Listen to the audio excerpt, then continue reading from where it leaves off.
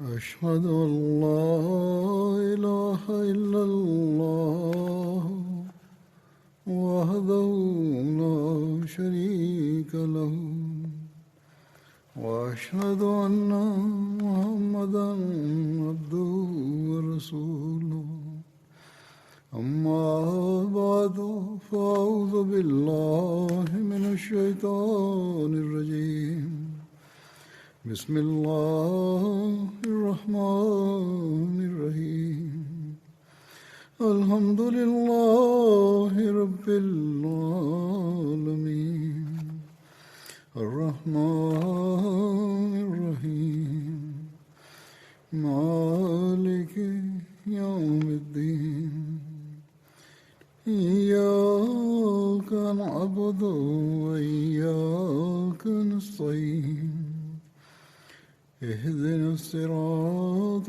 المستقيم صراط الذين أنعمت عليهم غير المغضوب عليهم ولا الضالين.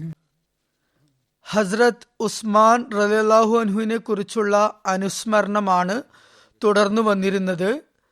ഹസ്രത്ത് ഉസ്മാൻ തൻ്റെ അവസാനത്തെ ഹജ്ജ് നിർവഹിച്ചത് മരണത്തിന് ഏതാനും ഒരു വർഷം മുമ്പ് ഫിത്നകൾ ഉയർന്ന ഘട്ടത്തിലാണ്. അദ്ദേഹത്തിൻ്റെ അവസാനത്തെ ഹജ്ജ് വേളയിൽ കലാപകാരികൾ തലപൊക്കാൻ തുടങ്ങിയിരുന്നു. ഹസ്രത്ത് അമീർ മുആവിയയ്ക്കും അക്കാര്യം നല്ലവണ്ണം ബോധ്യപ്പെട്ടിരുന്നു. ഹസ്രത്ത് മുസ്ലിം മൗദ് റളിയല്ലാഹു അൻഹു പറയുന്നു, ഹജ്ജിൽ നിന്നും മടങ്ങുമ്പോൾ ഹസ്രത്ത് അമീർ മുആവിയയും ഹസ്രത്ത് ഉസ്മാനോടൊപ്പം തന്നെ മദീനയിലേക്ക് പോന്നു. കുറച്ചുനാൾ അവിടെ തങ്ങിയ ശേഷം അദ്ദേഹം തിരികെ പോകാൻ തുടങ്ങിയപ്പോൾ ഹസ്രത്ത് ഉസ്മാനെ തനിച്ചു കാണുകയും ഫിത്ന വർദ്ധിച്ചു വരുന്നതായി തനിക്ക് അനുഭവപ്പെടുന്നുണ്ടെന്ന് പറയുകയും അതേക്കുറിച്ച് അനുവദിക്കുകയാണെങ്കിൽ ചില കാര്യങ്ങൾ ബോധിപ്പിക്കാൻ എനിക്ക് അവസരം തരണമെന്നും അപേക്ഷിച്ചു. അപ്പോൾ ഹസ്രത്ത് ഉസ്മാൻ സമ്മതമേകി. അദ്ദേഹം പറഞ്ഞു, എൻ്റെ ആദ്യത്തെ അഭിപ്രായം താങ്കൾ എന്നോടൊപ്പം സിറിയയിലേക്ക് വരണമെന്നാണ്. കാരണം അവിടെ എല്ലാവിധത്തിലും സമാധാനപരമായ അന്തരീക്ഷമാണ്, ഒരു തരത്തിലുള്ള കുഴപ്പങ്ങളുമില്ല. പെട്ടെന്നൊരു കലാപം പൊട്ടിപ്പുറപ്പെട്ട് അതിനെ ചെറുക്കാനുള്ള സംവിധാനമില്ലാതെ വരുന്ന സ്ഥിതി വന്നേക്കാമെന്ന് ഞാൻ ഭയക്കുന്നു. ഹസ്രത്ത് ഉസ്മാൻ അദ്ദേഹത്തിന് മറുപടി നൽകി, എന്തു തന്നെ സംഭവിച്ചാലും റസൂൽ കരീം സല്ലല്ലാഹു അലൈഹി വസല്ലമയുടെ സ്മരണകൾ ഉറങ്ങുന്ന ഭൂമിയെ അന്യാധീനപ്പെടുത്താൻ ഞാൻ തയ്യാറല്ല. അതിനുവേണ്ടി എൻ്റെ ശരീരം തുണ്ടം തുണ്ടമാക്കപ്പെട്ടാലും ശരി. ഹസ്രത്ത് മുആവിയ പറഞ്ഞു, എന്നാൽ എൻ്റെ രണ്ടാമത്തെ അഭിപ്രായം ഇതാണ്, താങ്കളുടെ സുരക്ഷയ്ക്കായി സിറിയയിൽ നിന്നും ഒരു സൈനിക വിഭാഗത്തെ അയക്കാൻ എനിക്ക് അനുമതി നൽകണം. അവരുണ്ടെങ്കിൽ ഒരുത്തനും അങ്ങയെ ഉപദ്രവിക്കാൻ മുദ്രികയില്ല. ഹസ്രത്ത് ഉസ്മാൻ മറുപടി നൽകി, ഉസ്മാന്റെ ജീവൻ രക്ഷിക്കാനായി ബൈത്തുൽ മാലിനുമേൽ ഇത്രയും ഭാരം ചുമത്താനോ അതുപോലെ മദീനവാസികൾക്ക് സൈന്യത്തെ ഇറക്കി ഇവിടെ പ്രയാസം സൃഷ്ടിക്കാനോ ഞാൻ താല്പര്യപ്പെടുന്നില്ല. അപ്പോൾ ഹസ്രത്ത് മുആവിയ പറഞ്ഞു, എന്നാൽ എൻ്റെ മൂന്നാമത്തെ അഭിപ്രായം ഇതാണ്, സ്വഹാബാക്കൾ ഇവിടെയുള്ളപ്പോൾ ജനങ്ങൾ ധൈര്യപ്പെടും. ഉസ്മാൻ ഇല്ലെങ്കിൽ മറ്റാരെയെങ്കിലും ആ സ്ഥാനത്തേക്ക് കൊണ്ടുവരാമല്ലോ എന്നവർ കരുതും. അതുകൊണ്ട് അവരെ വിവിധ രാജ്യങ്ങളിലേക്ക് പറഞ്ഞയക്കുക. അത് കേട്ടപ്പോൾ ഹസ്രത്ത് ഉസ്മാൻ പറഞ്ഞു, റസൂലുള്ളാഹി സ്വല്ലല്ലാഹു അലൈഹി വസല്ലം ഒരുമിച്ച് കൂട്ടിയവരെ ചിന്നിച്ചിതറാനും അകറ്റാനും എനിക്ക് സാധിക്കുമോ? അത് കേട്ടതും മുആവിയ കരഞ്ഞുകൊണ്ട് ഇങ്ങനെ അപേക്ഷിച്ചു, താങ്കളുടെ സുരക്ഷയ്ക്കായി ഞാൻ മുന്നോട്ട് വെച്ച അഭിപ്രായങ്ങൾ താങ്കൾക്ക് സമ്മതിക്കാനാകുന്നില്ലെങ്കിൽ കുറഞ്ഞ പക്ഷം താങ്കൾ ഇങ്ങനെ ഒരു വിളംബരമെങ്കിലും നടത്തണം. അതായത്, എൻ്റെ ജീവന് ഹാനി വന്നാൽ എനിക്ക് വേണ്ടി പ്രതികാരം ചെയ്യാൻ മുആവിയയ്ക്ക് അവകാശമുണ്ടാകുന്നതാണ് എന്ന് വിളംബരപ്പെടുത്തണം. ഒരുപക്ഷെ ഇത് കേട്ട് ഭയന്നുകൊണ്ട് ജനങ്ങൾ ദ്രോഹങ്ങളിൽ നിന്നും പിന്മാറിയേക്കാം. അപ്പോൾ ഹസ്രത്ത് ഉസ്മാൻ പറഞ്ഞു, അല്ലയോ മുആവിയ, സംഭവിക്കാനുള്ളത് സംഭവിക്കുക തന്നെ ചെയ്യും. എനിക്ക് അപ്രകാരമൊന്നും ചെയ്യാനാകില്ല, കാരണം താങ്കൾ കർക്കശക്കാരനാണ്. ഹദരത്ത് ഉസ്മാൻ ഹദരത്ത് മുആവിയയോട് പറഞ്ഞു, എനിക്കത് ചെയ്യാൻ സാധിക്കില്ല, കാരണം താങ്കൾ കർക്കശ പ്രകൃതക്കാരനാണ്, താങ്കൾ മുസ്ലിങ്ങൾക്ക് മേൽ കാഠിന്യം പ്രവർത്തിച്ചേക്കാം. അത് കേട്ടപ്പോൾ ഹദരത്ത് മുആവിയ കരഞ്ഞുകൊണ്ട് അവിടെ നിന്നും എഴുന്നേറ്റു. എന്നിട്ട് പറഞ്ഞു, ചിലപ്പോൾ ഇത് നമ്മുടെ അവസാനത്തെ കൂടിക്കാഴ്ചയായിരിക്കും എന്ന് എനിക്ക് തോന്നുന്നു. അദ്ദേഹം പുറത്തിറങ്ങി സ്വഹാബാക്കളോടായി പറഞ്ഞു, ഇസ്ലാമിന്റെ കെട്ടുറപ്പ് ഇനി നിങ്ങളുടെ കൈകളിലാണ്. ഹസ്രത്ത് ഉസ്മാൻ ഇപ്പോൾ വളരെ ക്ഷീണിതനായിരിക്കുന്നു. ഫിത്ന വർദ്ധിച്ചും കൊണ്ടിരിക്കുന്നു. നിങ്ങൾ അദ്ദേഹത്തെ സംരക്ഷിക്കണം. ഇത്രയും പറഞ്ഞ് മുആവിയ അവിടെ നിന്ന് മടങ്ങി. ഹസ്രത്ത് ഉസ്മാന്റെ നിശ്ചയദാർഢ്യത്തെയും തൻ്റെ ഇടത്തെയും കുറിച്ചുള്ള ഒരു വിവരണമുണ്ട്. മുജാഹിദ് എന്ന നിവേദനം വിവരിക്കുന്നു, ഹസ്രത്ത് ഉസ്മാൻ റളിയല്ലാഹു അൻഹു തൻ്റെ വീട്ടിൽ നിന്നും പുറത്തേക്ക് എത്തി നോക്കിക്കൊണ്ട് ഉപരോധം തീർത്തവരോട് ഇപ്രകാരം പറഞ്ഞു, അല്ലയോ എൻ്റെ സമുദായമേ, എന്നെ നിങ്ങൾ വധിക്കരുത്. കാരണം ഞാൻ നിങ്ങളുടെ നിലവിലെ ഭരണാധികാരിയാണ്, നിങ്ങളുടെ മുസ്ലിം സഹോദരനുമാണ്. അള്ളാഹു ആണ് എൻ്റെ സിദ്ധാന്തങ്ങൾ ശരിയായിരുന്നപ്പോഴും എനിക്ക് വല്ല പിഴവും സംഭവിച്ചപ്പോഴും ഏതവസ്ഥയിലും ഞാൻ എന്നാൽ ആവുന്നത്ര ജനക്ഷേമത്തിനായി പ്രയത്നിച്ചിട്ടുണ്ട്. ഒന്നോർക്കുക, നിങ്ങൾ എന്നെ വധിച്ചാൽ പിന്നെ നിങ്ങൾക്കൊരിക്കലും ഒരുമിച്ച് നമസ്കരിക്കാനാകില്ല, ഒരുമിച്ച് ജിഹാദ് ചെയ്യാനും കഴിയില്ല. യുദ്ധമുതലുകൾ നീതിയോടെ നിങ്ങൾക്കിടയിൽ വിതരണം ചെയ്യപ്പെടുന്നതുമല്ല. നിവേദകൻ പറയുന്നു, ഉപരോധം തീർത്തവർ അത് കൂട്ടാക്കാതെ വന്നപ്പോൾ അദ്ദേഹം പറഞ്ഞു, ഞാൻ നിങ്ങളെ കൊണ്ട് ദൈവനാമത്തിൽ സത്യം ചെയ്യിപ്പിച്ച് ചോദിക്കുകയാണ്, എന്താ നിങ്ങൾ ഐക്യതയിലും സത്യമതത്തിലും ആയിരിക്കവേ അമീറുൽ മുഅ്മിനീൻ ഹസ്രത്ത് ഉമറിന്റെ വഫാത്ത് വേളയിൽ ഖിലാഫത്തിന് വേണ്ടി ദുആ ചെയ്തിരുന്നില്ലേ? എന്നിരിക്കെ നിങ്ങൾ എന്താണ് പറയാൻ ആഗ്രഹിക്കുന്നത്? അള്ളാഹു നിങ്ങളുടെ ദുആകൾ സ്വീകരിച്ചില്ലെന്നാണോ നിങ്ങൾ പറയുന്നത്? അതോ അള്ളാഹുവിന് ഇപ്പോൾ ദീനിനെ കുറിച്ച് യാതൊരു ചിന്തയുമില്ലെന്നാണോ? അതോ ഞാൻ ഈ ഖിലാഫത്തിനെ വാളിന്റെ ബലത്താലോ അതിക്രമത്താലോ കയ്യേറിയതാണെന്നും മുസ്ലിങ്ങളുടെ കൂടിയാലോചനയാൽ ഇത് നേടിയതല്ലെന്നുമാണോ നിങ്ങൾ പറയുന്നത്? അതോ നിങ്ങൾ കരുതുന്നത് അള്ളാഹുവിന് എൻ്റെ ഖിലാഫത്തിന്റെ ആരംഭ കാലയളവിൽ അവൻ ഇപ്പോഴറിഞ്ഞ കാര്യങ്ങൾ അപ്പോൾ അറിഞ്ഞിരുന്നില്ലെന്നാണോ? അതൊരിക്കലും ഉണ്ടാകുകയില്ല. കാരണം അവൻ സർവജ്ഞനാണ്. അപ്പോഴും ഉപരോധകർ അദ്ദേഹം പറഞ്ഞത് കേട്ടില്ല. അപ്പോൾ അദ്ദേഹം ദുആ ചെയ്തു, അള്ളാഹുവേ, നീ ഇവരെ നല്ലവണ്ണം എണ്ണിത്തിട്ടപ്പെടുത്തുക, എന്നിട്ട് ഓരോരുത്തരെയുമായി എണ്ണി എണ്ണി നീ വധിക്കുക. ഇതിൽ ഒറ്റയൊരുത്തനെയും നീ വിടരുത്. മുജാഹിദ് പറയുന്നു, ഈ കലാപത്തിൽ പങ്കെടുത്ത എല്ലാവരെയും അള്ളാഹു നശിപ്പിക്കുകയുണ്ടായി. അബൂ ലൈല കന്ദി വിവരിക്കുന്നു, ഹസ്രത്ത് ഉസ്മാനെ ഉപരോധിക്കപ്പെട്ട നിലയിൽ ഞാൻ കണ്ടു. ഒരു കിളിവാതിലിലൂടെ എത്തി നോക്കിക്കൊണ്ട് അദ്ദേഹം പറഞ്ഞു, അല്ലയോ ജനങ്ങളെ, എന്നെ വധിക്കരുത്. എനിക്ക് തെറ്റുപറ്റിയെങ്കിൽ എനിക്ക് പശ്ചാത്തപിക്കാനുള്ള അവസരം നിങ്ങൾ നൽകുക. നിങ്ങൾ എന്നെ വധിച്ചാൽ പിന്നെ നിങ്ങൾക്കൊരിക്കലും ഒരുമിച്ച് നമസ്കരിക്കാനാകില്ല. ഒരിക്കലും നിങ്ങൾക്ക് ഐക്യതയോടെ ശത്രുക്കളെ നേരിടാൻ സാധിക്കില്ല. അപ്രകാരം നിങ്ങൾ നിശ്ചയമായും പരസ്പരം ഭിന്നിക്കുന്നതാണ്. നിവേദകൻ പറയുന്നു, അദ്ദേഹം രണ്ട് കൈകളിലെയും വിരലുകൾ കുരുക്കി ചേർത്ത് കാണിച്ചുകൊണ്ട് പറഞ്ഞു, ഇതുപോലെ നിങ്ങളും കുരുങ്ങി ആശയക്കുഴപ്പത്തിൽ അകപ്പെടുന്നതാണ്. എന്നിട്ട് അദ്ദേഹം പറഞ്ഞു, യാ ഖൗമി ലാ യജ്രിമന്നക്കും ഷിഖാഖി അയ്യുസീബക്കും മിസ്ലമ അസ്വാബ ഖൗമ നൂഹിൻ ഔ ഖൗമ ഹൂദിൻ ഔ ഖൗമ സ്വാലിഹിൻ വമാ ഖൗമ ലൂത്തിൻ മിൻകും ബിബഈദ്. അതായത്, എൻ്റെ സമുദായമേ, എൻ്റെ ശത്രുത നിങ്ങൾക്ക് നൂഹിൻ്റെയോ ഹൂദിൻ്റെയോ സ്വാലിഹിൻ്റെയോ സമുദായത്തിന് ഉണ്ടായ പോലുള്ള ശിക്ഷ ലഭിക്കാൻ വഴിവെക്കാതിരിക്കട്ടെ. ലൂത്തിന്റെ സമുദായം നിങ്ങളിൽ നിന്നും അധികം ദൂരവുമല്ല. ഹദരത്ത് ഉസ്മാൻ ഹദരത്ത് അബ്ദുള്ള ബിൻ സലാമിന്റെ പക്കൽ ഒരു സന്ദേശം അയച്ചു. അപ്പോൾ അദ്ദേഹം അവിടെ ഹാജരായി. എന്നിട്ട് ചോദിച്ചു, ഇപ്പോൾ നടക്കുന്ന സംഭവ വികാസങ്ങളെ കുറിച്ച് താങ്കൾക്ക് എന്താണ് അഭിപ്രായം? ഹദരത്ത് ഉസ്മാൻ പറഞ്ഞു, യുദ്ധത്തിൽ നിന്ന് മാറി നിൽക്കുക. കാരണം തെളിവെന്ന നിലയിൽ നിങ്ങൾക്ക് അത് കൂടുതൽ ശക്തിവത്തായിരിക്കും. മുഹമ്മദ് ബിൻ സീറീൻ വിവരിക്കുന്നു, ഹസ്രത്ത് സെയ്ദ് ബിൻ സാബിത്ത് അൻസാരി ഹസ്രത്ത് ഉസ്മാന്റെ സമക്ഷം ഹാജരായിക്കൊണ്ട് പറഞ്ഞു, വാതിൽക്കൽ അൻസാറുകൾ ഹാജരായി നിൽപ്പുണ്ട്. അവർ പറയുന്നു, താങ്കൾ ആഗ്രഹിക്കുന്നെങ്കിൽ രണ്ടാം വട്ടവും അള്ളാഹുവിന്റെ അൻസാർ അഥവാ സഹായികളാകാൻ ഞങ്ങൾ തയ്യാറാണ്. അപ്പോൾ ഹസ്രത്ത് ഉസ്മാൻ പറഞ്ഞു, പാടില്ല, എന്തു തന്നെ വന്നാലും യുദ്ധം ചെയ്യാൻ പാടില്ല. ഹസ്രത്ത് അബൂ ഹുറൈറ പറയുന്നു, യൗമുദ്ദാറിൽ ഞാൻ ഹസ്രത്ത് ഉസ്മാന്റെ സമക്ഷം ഹാജരായിക്കൊണ്ട് പറഞ്ഞു, അല്ലയോ അമീറുൽ മുഅ്മിനീൻ, ഇനി വാൾ ഉയർത്തുന്നതാണ് ഉചിതം. അപ്പോൾ അദ്ദേഹം പറഞ്ഞു, അല്ലയോ അബൂ ഹുറൈറ, താങ്കൾ എല്ലാ ജനങ്ങളെയും അതുപോലെ എന്നെയും വധിക്കാനാണോ ആഗ്രഹിക്കുന്നത്? അപ്പോൾ ഞാൻ പറഞ്ഞു, ഒരിക്കലുമില്ല. അപ്പോൾ അദ്ദേഹം പറഞ്ഞു, താങ്കൾ ഒരാളെപ്പോലും വധിച്ചാൽ എല്ലാ ജനങ്ങളും വധിക്കപ്പെട്ടതുപോലെയാകും അത്. അബൂ ഹുറൈറ പറയുന്നു, ഞാൻ പിന്നെ അവിടെ നിന്നും തിരിച്ചു വന്നു. ആ യുദ്ധത്തിൽ ഞാൻ പങ്കെടുത്തില്ല. ആദ്യത്തെ നിവേദനത്തിൽ പറഞ്ഞത് അദ്ദേഹം ഇത് യുദ്ധത്തിനുള്ള അവസരമാണ് ഇന്ന് എന്നാണ്. ഹജരത്ത് അബ്ദുള്ള ബിൻ സുബൈർ വിവരിക്കുന്നു, ഉപരോധ ദിവസം ഞാൻ ഹജരത്ത് ഉസ്മാനോട് ഇപ്രകാരം അപേക്ഷിച്ചു: അല്ലയോ അമീറുൽ മുഅ്മിനീൻ, ഇക്കൂട്ടരോട് യുദ്ധം ചെയ്തു കൊള്ളുവിൻ. കാരണം ഇവരോട് യുദ്ധം ചെയ്യുന്നത് അള്ളാഹു താങ്കൾക്ക് അനുവദനീയമാക്കി തന്നിരിക്കുന്നു. അദ്ദേഹം പറഞ്ഞു, അള്ളാഹു ആണ്, ഞാൻ ഇവരോട് ഒരിക്കലും യുദ്ധം ചെയ്യുന്നതല്ല. നിവേദകൻ പറയുന്നു, അപ്പോൾ അക്കൂട്ടർ അദ്ദേഹത്തിന്റെ വീട്ടിലേക്ക് തള്ളിക്കയറി. അദ്ദേഹം അന്ന് നോമ്പ് നോറ്റിരിക്കുകയായിരുന്നു. ഹജരത്ത് അബ്ദുള്ള ബിൻ സുബൈറിനെ അദ്ദേഹം വീട്ടുവാതിൽക്കൽ കാവൽ നിർത്തിയിരുന്നു. അദ്ദേഹം ഇപ്രകാരം വിളംബരപ്പെടുത്തിയിരുന്നു, അതായത് ഹജരത്ത് ഉസ്മാൻ, എന്നെ അനുസരിക്കാൻ താല്പര്യപ്പെടുന്നവർ അബ്ദുള്ള ബിൻ സുബൈറിനെയും അനുസരിക്കുക. അബ്ദുള്ള ബിൻ സുബൈർ പറയുന്നു, ഞാൻ ഹജരത്ത് ഉസ്മാന്റെ അടുത്ത് ഹാജരായിക്കൊണ്ട് പറഞ്ഞു, അല്ലയോ അമീറുൽ മുഅ്മിനീൻ, താങ്കളുടെ വീട്ടിൽ ദൈവസഹായം തുണയായുള്ള ഒരു വിഭാഗം താങ്കളെ സംരക്ഷിക്കാനായി ഹാജരുണ്ട്. എന്നാൽ അവർ ഉപരോധിക്കുന്നവരെ അപേക്ഷിച്ച് എണ്ണത്തിൽ കുറവുമാണ്.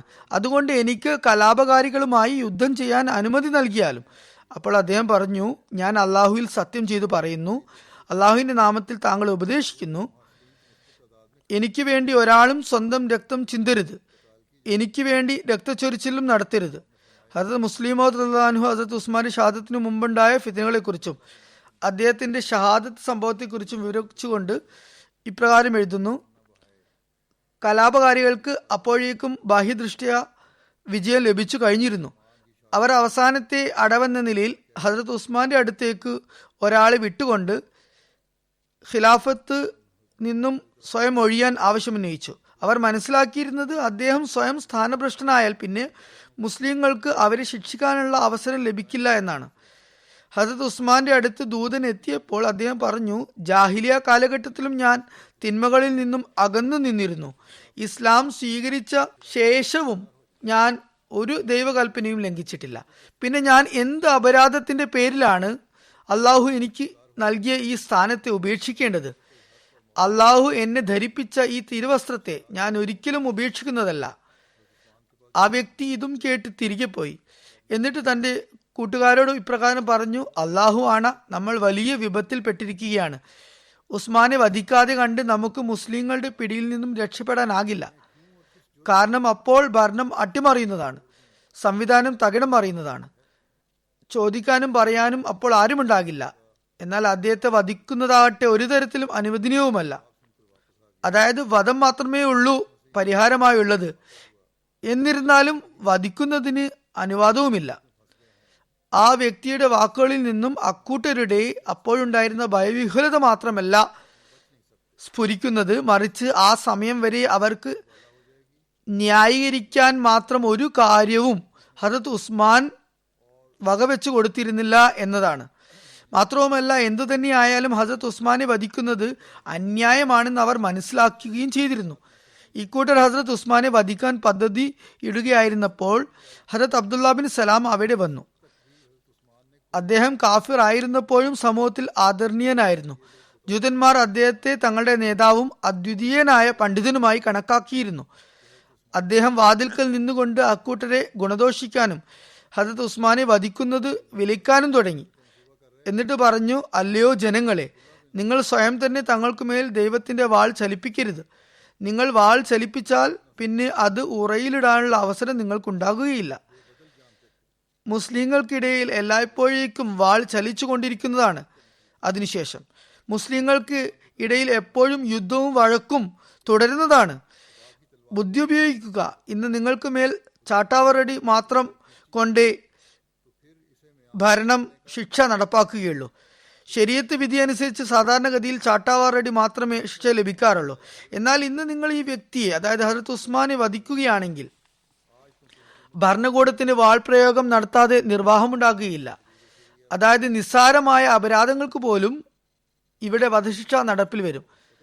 ഓർക്കുക, ഇപ്പോൾ മദീനയുടെ സംരക്ഷകർ മലക്കുകളാണ്. നിങ്ങൾ അദ്ദേഹത്തെ വധിച്ചാൽ മലക്കുകൾ മദീന വിട്ടു പോകും. ആ ഉപദേശത്തിൽ നിന്നും അവർ പ്രയോജനം ഉൾക്കൊണ്ടില്ല. റസൂലുള്ളാഹി സ്വല്ലല്ലാഹു അലൈഹി വസല്ലമയുടെ സഹാബിയായ അബ്ദുള്ള ബിൻ സലാമിനെ അവർ പുച്ഛിച്ചു തള്ളി.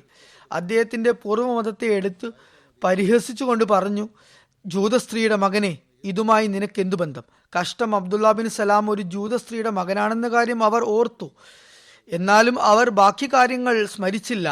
റസൂലുള്ളാഹി സ്വല്ലല്ലാഹു അലൈഹി വസല്ലമയുടെ കൈകളിൽ അദ്ദേഹം വിശ്വാസം വരിച്ചതും അതിൽ റസൂലുള്ളാഹി സ്വല്ലല്ലാഹു അലൈഹി വസല്ലം അത്യധികം സന്തോഷം പ്രകടിപ്പിച്ചതും റസൂലുള്ളാഹി സ്വല്ലല്ലാഹു അലൈഹി വസല്ലമയോടൊപ്പം എല്ലാ ബുദ്ധിമുട്ടുകളിലും പ്രയാസങ്ങളിലും അദ്ദേഹം നിലകൊണ്ടതും അവർ ഓർത്തില്ല. അതുപോലെ അവരെ ഇളക്കിവിട്ട അവരുടെ നേതാവും ഹദരത്ത് അലിയെ റസൂലുള്ളാഹി സ്വല്ലല്ലാഹു അലൈഹി വസല്ലമയുടെ അനന്തരാവകാശിയാക്കുകയും ഹദരത്ത് ഉസ്മാനെതിരെ പ്രതിഷ്ഠിക്കുകയും ചെയ്ത അബ്ദുള്ള ബിൻ സബ ജൂത സ്ത്രീയുടെ മകനും മാത്രവുമല്ല സ്വയം തന്നെ ജൂതനും വെറും ബാഹ്യമായ നിലയിൽ ഇസ്ലാമിൽ ആണെന്ന് നടിക്കുന്നവനുമാണെന്നും അവർ ഓർത്തില്ല. ഹദരത്ത് അബ്ദുള്ള ബിൻ സലാം അവരിൽ നിന്നും ഹതാശനായി അവിടെ നിന്നും പോയി. ഇതെല്ലാം കേൾക്കുകയും വാതിലിലൂടെ കടന്ന് ഹദരത്ത് ഉസ്മാനെ വധിക്കുക പ്രയാസമാണെന്ന് മനസ്സിലാക്കുകയും ചെയ്ത ശേഷം വാതിൽക്കൽ നിൽക്കുന്നത് വളരെ കുറച്ചു പേരാണെങ്കിലും അവർ കൊല്ലാനും മരിക്കാനും തയ്യാറായവരായതുകൊണ്ട് അവർ ഒരു പദ്ധതിയിട്ടു. ഏതെങ്കിലും അയൽവാസിയുടെ മതിൽ ചാടി ഹദരത്ത് ഉസ്മാനെ വധിക്കാമെന്ന് അവർ തീരുമാനിച്ചു. അങ്ങനെ ആ ഉദ്ദേശത്തോടെ കുറച്ചുപേർ ഒരു അയൽവാസിയുടെ മതിൽ ചാടി ഹദരത്ത് ഉസ്മാന്റെ മുറിയിൽ കടന്നുകൂടി. ആ സമയത്ത് ഹദരത്ത് ഉസ്മാൻ ഖുർആൻ പാരായണം ചെയ്യുകയായിരുന്നു. ഉപരോധം തുടങ്ങിയത് മുതൽ അദ്ദേഹം നമസ്കരിക്കുകയോ തിലാവത്ത് ചെയ്യുകയോ ചെയ്യുന്നതിലല്ലാതെ മറ്റൊരു കാര്യത്തിലും ശ്രദ്ധിച്ചിരുന്നില്ല. അവർ അദ്ദേഹത്തിന്റെ വീട്ടിൽ കയറിക്കൂടുന്നതിന് മുമ്പ് ഖജനാവിന് കാവലായി 2 പേരെ അദ്ദേഹം നിയമിച്ചിരുന്നു.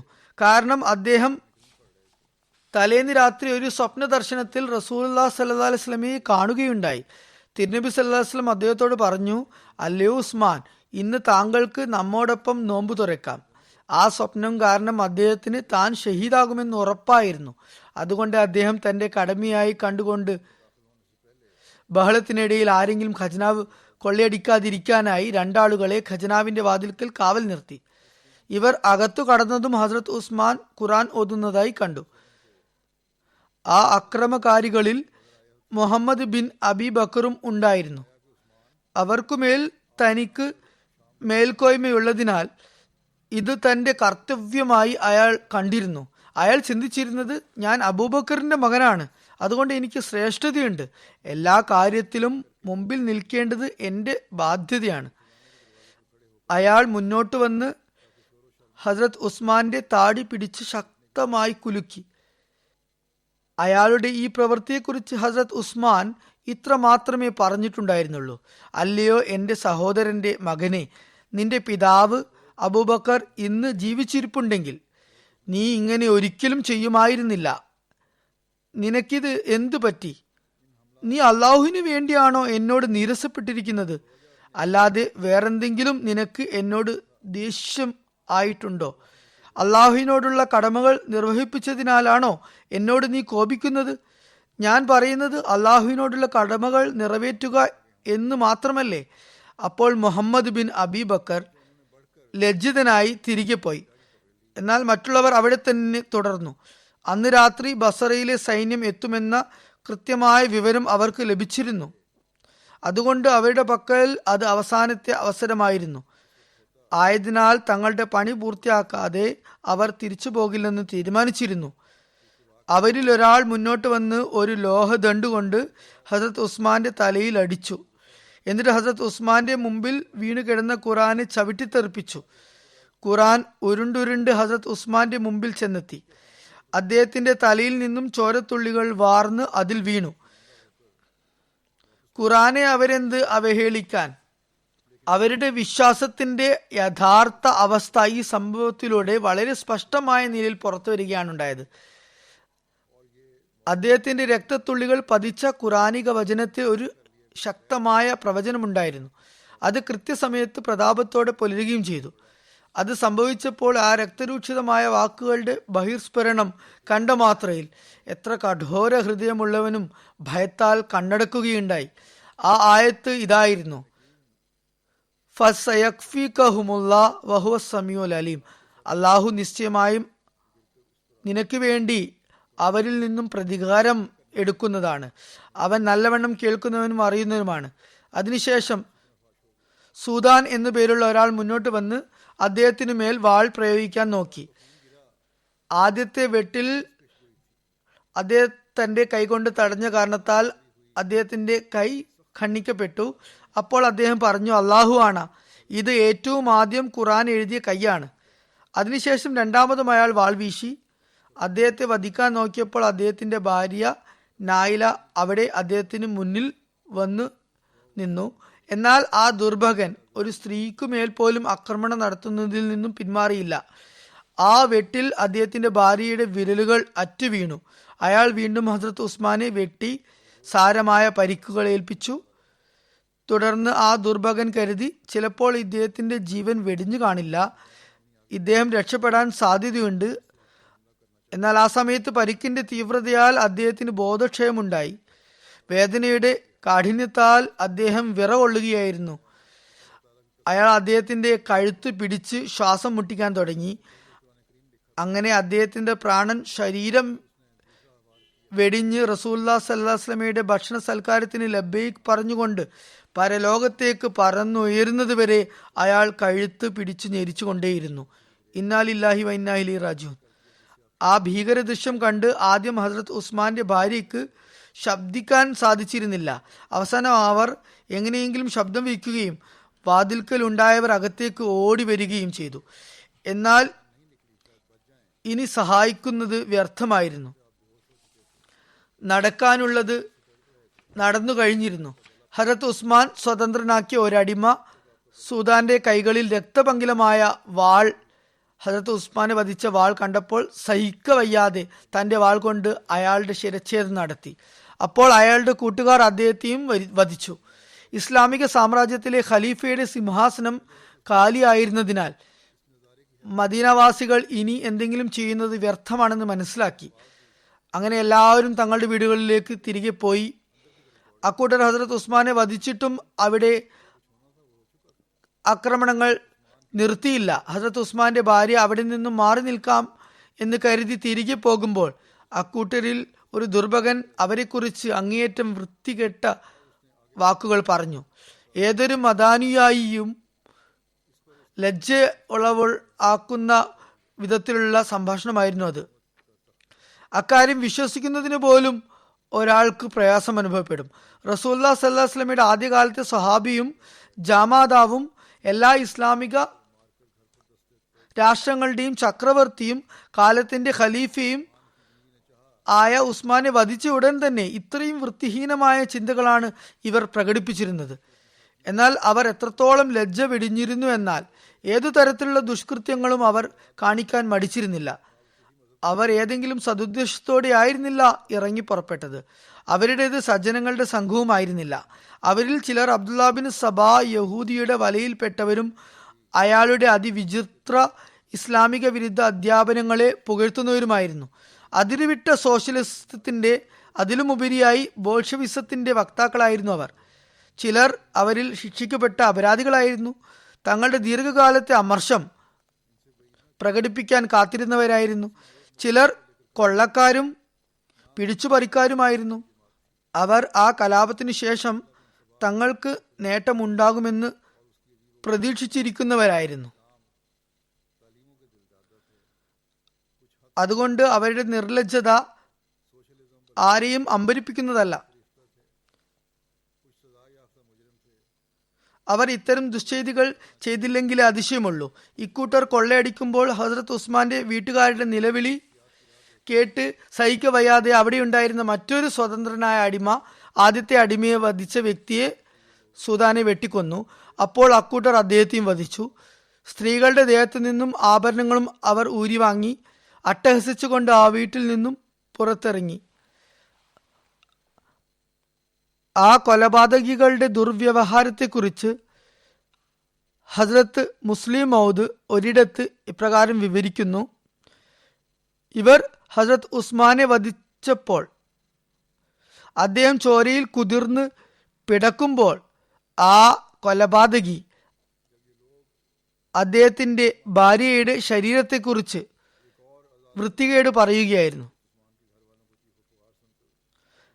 ഹസ്രത്ത് ഉസ്മാന്റെ ഭാര്യയെക്കുറിച്ച് മാത്രമല്ല, അതിലും കൂടിയ നിലയിൽ അവർ അനാവശ്യം പറയുകയുണ്ടായി.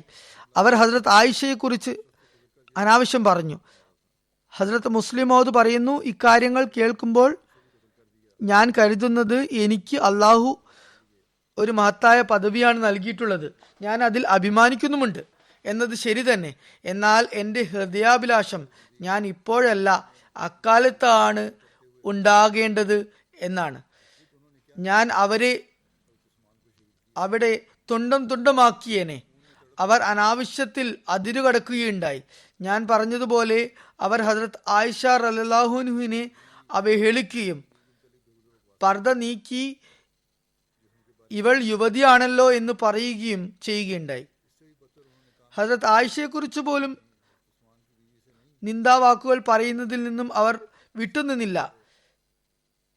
ഹദ്രത്ത് മുസ്ലിം മൗദ് പറയുന്നു, ഹദ്രത്ത് ഉസ്മാനുമായി ബന്ധപ്പെട്ട് നടന്ന സംഭവങ്ങളിൽ നിന്നും മനസ്സിലാക്കാൻ സാധിക്കുന്നത് അദ്ദേഹം ഒരിക്കലും അവരെ ഭയപ്പെട്ടിരുന്നില്ല എന്നാണ്. തനിക്ക് എന്തു പറ്റുമെന്ന് അദ്ദേഹം വേവലാതിപ്പെട്ടിരുന്നില്ല. ചരിത്രത്തിൽ നിന്നും തെളിയുന്നത് കലാപകാരികൾ മദീന പിടിച്ചടക്കിയപ്പോൾ അതിനുശേഷമുള്ള നമസ്കാരങ്ങൾക്ക് മുമ്പ് അവരെല്ലാ പള്ളികളിലും ചെന്നെത്തുമായിരുന്നു.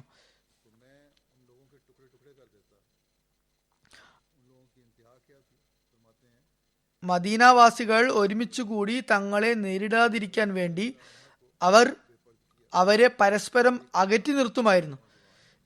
എന്നാൽ ഈ കുൽസിത പ്രവർത്തനങ്ങളും ഫിത്നകളും ഉണ്ടായിട്ടും ഹസ്രത്ത് ഉസ്മാൻ തനിയെ പള്ളിയിലേക്ക് നമസ്കരിക്കാൻ വരുമായിരുന്നു. അദ്ദേഹം ഒട്ടും ഭയന്നിരുന്നില്ല.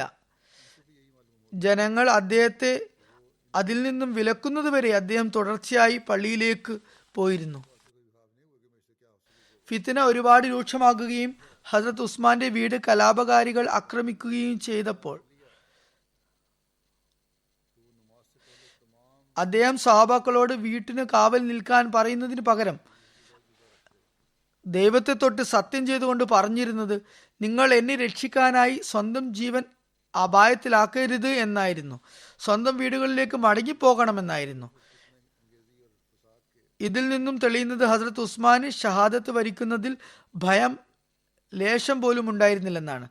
ഹസ്രത്ത് ഉസ്മാൻ റളിയല്ലാഹുവിന് ഈ സംഭവങ്ങളെക്കുറിച്ച് ഒട്ടും ഭയമുണ്ടായിരുന്നില്ല എന്നതിന് ഒരു ശക്തമായ തെളിവ് ഖുതുബയുടെ തുടക്കത്തിൽ ഞാൻ വിവരിച്ച സംഭവമാണ്. ഈ ഫിത്നകൾ നടക്കുമ്പോൾ ഒരിക്കൽ ഹസ്രത്ത് മുആവിയ ഹജ്ജിനായി വന്നു. തിരികെ സിറിയയിലേക്ക് പോകുന്നതിന് മുമ്പ് മദീനയിൽ വന്ന് ഹസ്രത്ത് ഉസ്മാൻ റളിയല്ലാഹുവിനെ കണ്ടു. എന്നിട്ട്, താങ്കൾ എന്നോടൊപ്പം സിറിയയിലേക്ക് വരണം, അവിടെ താങ്കൾ ഈ കുഴപ്പങ്ങളിൽ നിന്നും സുരക്ഷിതനാകുന്നതാണ് എന്ന് പറയുകയുണ്ടായി. അദ്ദേഹം പറഞ്ഞു, അല്ലയോ മുആവിയ, റസൂലുള്ളാഹി സ്വല്ലല്ലാഹു അലൈഹി വസല്ലമയുടെ ഈ ഭൂമിയെ അന്യമാക്കാൻ അക്കാര്യത്തിന് വേണ്ടി ഞാൻ ഒന്നിനും തന്നെ മുൻതൂക്കം നൽകുന്നതല്ല. അപ്പോൾ മുആവിയ പറഞ്ഞു, ഇക്കാര്യം താങ്കൾക്ക് സമ്മതമല്ലെങ്കിൽ താങ്കളുടെ സംരക്ഷണത്തിനായി സിറിയയിലെ ഒരു സൈന്യത്തെ ഇവിടേക്ക് ഞാൻ അയച്ചു തരാം. ഹദരത്ത് ഉസ്മാൻ പറഞ്ഞു, തന്റെ സംരക്ഷണത്തിനായി ഒരു സൈന്യത്തെ വച്ചുകൊണ്ട് മുസ്ലിങ്ങളുടെ ഭക്ഷണത്തിൽ കുറവ് വരുത്താൻ ഞാൻ ആഗ്രഹിക്കുന്നില്ല. ഹദരത്ത് മുആവിയ പറഞ്ഞു, അല്ലയോ അമീറുൽ മോമിനീൻ, ഇക്കൂട്ടർ താങ്കളെ ചതിപ്രയോഗത്താൽ വധിച്ചേക്കാം, അല്ലെങ്കിൽ താങ്കൾക്കെതിരെ യുദ്ധം നയിച്ചെന്നും വരാം. ഹദരത്ത് ഉസ്മാൻ പറഞ്ഞു, എനിക്ക് അതേക്കുറിച്ച് ഒട്ടും ആധിയില്ല. എനിക്ക് എൻ്റെ അള്ളാഹു മതിയായവനാണ്. അവസാനം മുആവിയ പറഞ്ഞു, താങ്കൾക്ക് ഇക്കാര്യങ്ങളൊന്നും സമ്മതമല്ലെങ്കിൽ കുറഞ്ഞത് ഇപ്രകാരമെങ്കിലും ചെയ്യുക. ചില മുതിർന്ന സഹാബാക്കളെ കുറിച്ച് കലാപകാരികൾക്ക് അഹങ്കാരമുണ്ട്. അവർ കരുതുന്നത് താങ്കൾക്ക് ശേഷം അവർ എല്ലാം നോക്കി നടത്തിക്കൊള്ളുമെന്നാണ്. അതുകൊണ്ട് അക്കൂട്ടർ ഓരോ സഹാബാക്കളുടെയും പേരെടുത്ത് പറഞ്ഞുകൊണ്ട് ജനങ്ങളെ വഞ്ചിക്കുകയാണ് ചെയ്യുന്നത്. താങ്കൾ അവരെ എല്ലാവരെയും മദീനയിൽ നിന്നും പറഞ്ഞയക്കുക, വ്യത്യസ്ത രാജ്യങ്ങളിലേക്ക് അവരെ വിന്യസിക്കുക. അപ്പോൾ കലാപകാരികളുടെ ആവേശം കെട്ടണയുന്നതാണ്. അങ്ങനെ അവർ താങ്കളെ എതിർത്തിട്ട് എന്തു ചെയ്യാനാണെന്ന് ചിന്തിക്കും. കാരണം മദീനയിൽ കാര്യങ്ങൾ നോക്കി നടത്താൻ വേറെ ആരും അവശേഷിക്കുകയില്ലല്ലോ. ഹദരത്ത് ഉസ്മാൻ അക്കാര്യവും അംഗീകരിച്ചില്ല. റസൂലുള്ളാഹി സ്വല്ലല്ലാഹു അലൈഹി വസല്ലം ഒരുമിച്ച് കൂട്ടിയവരെ എനിക്ക് എങ്ങനെ നാടുകടത്താനാകും എന്ന് ചോദിച്ചു. ഹദരത്ത് മുആവിയ ഇത് കേട്ടതും പൊട്ടിക്കരഞ്ഞു. എന്നിട്ട് പറഞ്ഞു, താങ്കൾ ഇതൊന്നും ചെയ്യുന്നില്ലെങ്കിൽ കുറഞ്ഞത് ഇങ്ങനെയെങ്കിലും വിളംബരപ്പെടുത്തുക. എൻ്റെ ചോരയ്ക്ക് മുആവിയ പകരം വീട്ടുന്നതാണ്. അദ്ദേഹം പറഞ്ഞു, അല്ലയോ മുആവിയ, താങ്കൾ ദേഷ്യപ്രകടനാണ്. താങ്കൾ മുസ്ലിങ്ങൾക്കുമേൽ കാഠിന്യം പ്രവർത്തിച്ചാലോ എന്ന് ഞാൻ ഭയക്കുന്നു. അതുകൊണ്ട് എനിക്ക് ഇപ്രകാരം വിളംബരപ്പെടുത്താനാകില്ല. ഹസ്രത്ത് ഉസ്മാന്റെ ഹൃദയം ദുർബലമാണെന്ന് പറയുന്നവരുണ്ടാകും. എന്നാൽ നിങ്ങൾ തന്നെ പറയുക, ഇത്തരം ധൈര്യം പ്രകടിപ്പിക്കാൻ എത്ര പേർക്ക് സാധിക്കും? ഈ സംഭവങ്ങൾ ഉള്ളപ്പോൾ അദ്ദേഹത്തിന്റെ ഹൃദയത്തിൽ ഏതെങ്കിലും തരത്തിലുള്ള ഭയപ്പാടുണ്ടായിരുന്നെന്ന് പറയാനാകുമോ?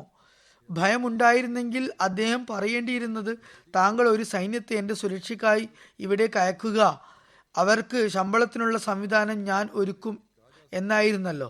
അദ്ദേഹത്തിന് ശരിക്കും ഭയമുണ്ടായിരുന്നെങ്കിൽ അദ്ദേഹം ഇങ്ങനെ വിളംബരപ്പെടുത്തിയേനെ. അതായത്, ആരെങ്കിലും എനിക്കു നേരെ കൈ ഉയർത്തിയാൽ കേട്ടുകൊള്ളുക, എനിക്ക് വേണ്ടി മുആവിയ പകരം വീട്ടുന്നതാണ്. എന്നാൽ അദ്ദേഹത്തിന്റെ മറുപടി ഇതായിരുന്നു, അല്ലയോ മുആവിയ, താങ്കൾ കോപപ്രകൃതനാണ്. താങ്കൾക്ക് അതിനുള്ള അധികാരം നൽകിയാൽ താങ്കൾ മുസ്ലിങ്ങൾക്ക് മേൽ കാഠിന്യം പ്രവർത്തിച്ചേക്കാമെന്ന് ഞാൻ ഭയക്കുന്നു. മാത്രവുമല്ല, ശത്രുക്കൾ മതിൽ ചാടി വന്ന് അദ്ദേഹത്തെ ആക്രമിക്കാൻ അകത്ത് കയറിയപ്പോൾ അദ്ദേഹം ഭയവിഹ്വലതകളൊന്നും പ്രകടിപ്പിക്കാതെ ഖുർആൻ ഓതിക്കൊണ്ടിരിക്കുകയാണ് ചെയ്തത്. ഏതുവരെ ഹസ്രത്ത് അബൂബക്കറിന്റെ മകൻ, അള്ളാഹു അദ്ദേഹത്തോട് കാരുണ്യം കാണിക്കട്ടെ, മുന്നോട്ട് വന്ന് അദ്ദേഹത്തിന്റെ താടി പിടിച്ച് ശക്തമായി കുലുക്കിയപ്പോൾ ഹസ്രത്ത് ഉസ്മാൻ അവന് നേരെ കണ്ണുയർത്തിക്കൊണ്ട് പറഞ്ഞു, അല്ലയോ എൻ്റെ സഹോദരന്റെ മകനെ, നിന്റെ പിതാവ് ഇപ്പോഴും ഉണ്ടായിരുന്നെങ്കിൽ നീ ഒരിക്കലും എന്നോട് ഇത് ചെയ്യുമായിരുന്നില്ല. അത് കേട്ടതും അവന്റെ അടിതൊട്ട് മുടി വരെ പ്രകമ്പനം കൊള്ളുകയും ലജ്ജിതനായി അവിടെ നിന്ന് മടങ്ങിപ്പോവുകയും ചെയ്തു.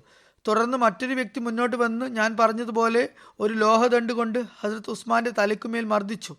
മുന്നിൽ വീണ് കിടന്ന ഖുർആനെ ചവിട്ടി ദൂരേക്ക് മാറ്റി. മറ്റൊരു വ്യക്തി വന്ന് തന്റെ വാളാൽ അദ്ദേഹത്തെ ഷഹീദാക്കി. ഈ സംഭവങ്ങൾ വായിക്കുമ്പോൾ ആർക്കാണ് ഹസ്രത്ത് ഉസ്മാൻ റളിയല്ലാഹു അൻഹു ഇക്കാര്യങ്ങളെ ഭയന്നിരുന്നെന്ന് പറയാൻ സാധിക്കുക? ഹസ്രത്ത് മുസ്ലിമോദ് പറയുന്നു, ഹസ്രത്ത് നൂഹ്, ഹസ്രത്ത് ഇബ്രാഹിം, ഹസ്രത്ത് ദാവൂദ്, ഹസ്രത്ത് സുലൈമാൻ തുടങ്ങി മറ്റ് പ്രവാചകന്മാരെ പോലെ തന്നെയാണ് ഹസ്രത്ത് മസീഹ് മൗദും നിയുക്തനായത്.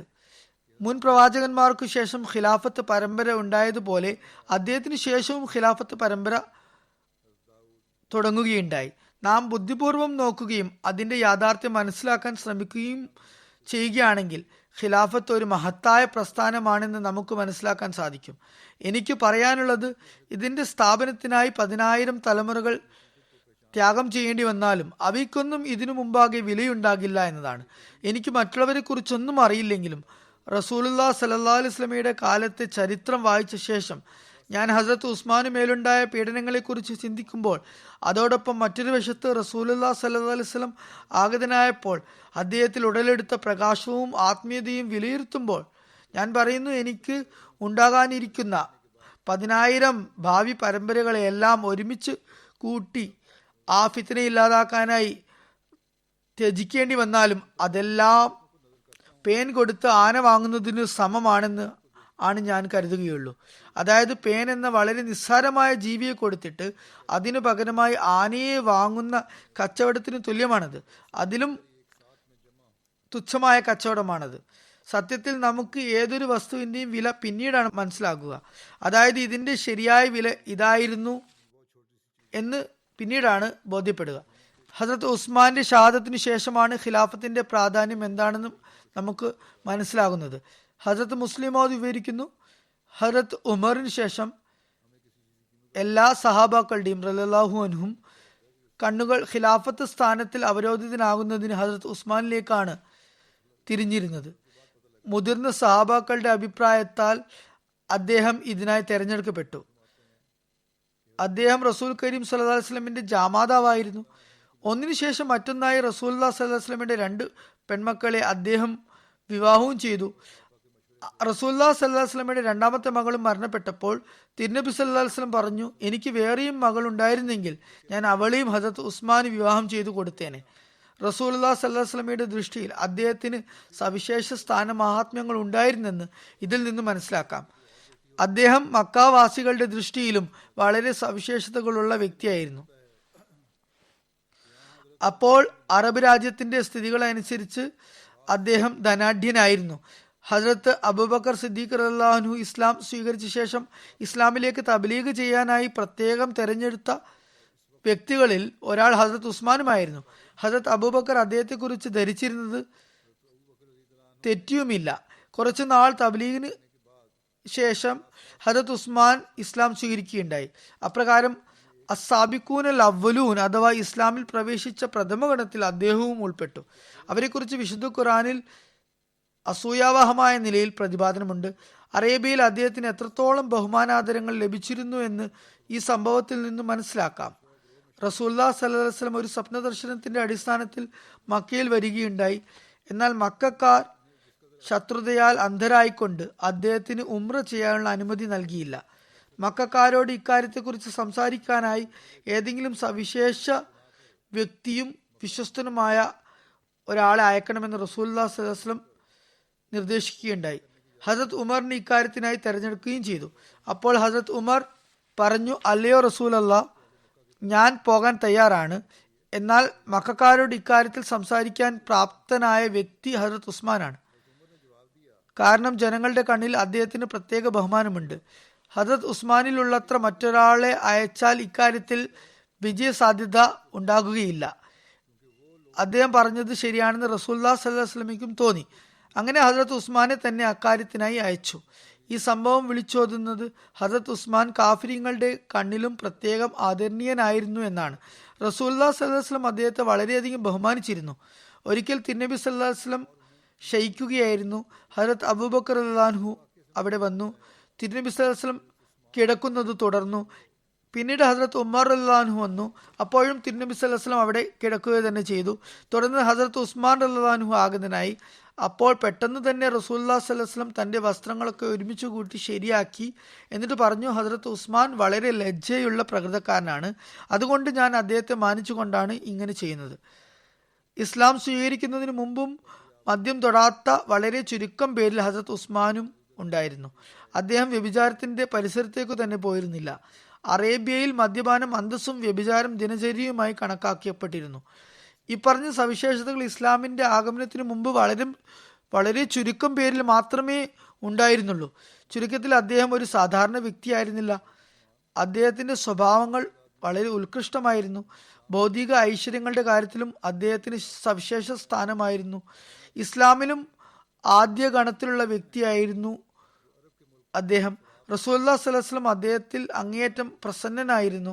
ഹസരത്ത് ഉമർ അദ്ദേഹത്തെ റസൂലുള്ളാഹി സ്വല്ലല്ലാഹു അലൈഹി വസല്ലമയുടെ വഫാത്ത് വരെ തിരുനബിയുടെ അതിയായ പ്രസന്നതയ്ക്കു പാത്രീഭൂതരായ 6 പേരിൽ ഉൾപ്പെടുത്തിയിരുന്നു. അദ്ദേഹം അഷറ മുബശ്ശറയിലുമുള്ള വ്യക്തിയായിരുന്നു. അതായത് റസൂലുള്ളാഹി സ്വല്ലല്ലാഹു അലൈഹി വസല്ലം സ്വർഗാവകാശികളായി പ്രഖ്യാപിച്ച 10 പേരിൽ ഒരാൾ ഹസരത്ത് ഉസ്മാനും ആണ്. ഹസരത്ത് ഉസ്മാന്റെ ഷഹാദത്തിന്റെ ദിവസത്തെക്കുറിച്ച് പറയപ്പെടുന്നത് അദ്ദേഹം ഹിജ്റ വർഷം 35 ദുൽഹജ്ജ 16 18 ഒരു വെള്ളിയാഴ്ച ദിവസം ഷഹീദാക്കപ്പെട്ടു എന്നാണ്. അബൂ ഉസ്മാൻ നഹ്ദിയുടെ അഭിപ്രായത്തിൽ ഹസരത്ത് ഉസ്മാന്റെ ഷഹാദത്ത് അയ്യാമു തശ്രീഖിന്റെ മധ്യത്തിലാണ്, അതായത് ദുൽഹജ്ജ 12 ആണുണ്ടായത്. ഇബ്നു ഇസാഖിന്റെ അടിസ്ഥാനത്തിൽ ഹസരത്ത് ഉസ്മാന്റെ ഷഹാദത്ത് ഹസരത്ത് ഉമറിന്റെ ഷഹാദത്തിന്റെ 11 വർഷവും 11 മാസവും 21 ദിവസവും കഴിഞ്ഞാണ് സംഭവിച്ചത്. അതുപോലെ റസൂലുള്ളാഹി സ്വല്ലല്ലാഹു അലൈഹി വസല്ലം വഫാത്തിന് 25 വർഷങ്ങൾ കഴിഞ്ഞതിന് ശേഷമാണ് ഇദ്ദേഹം ഷഹീദായത്.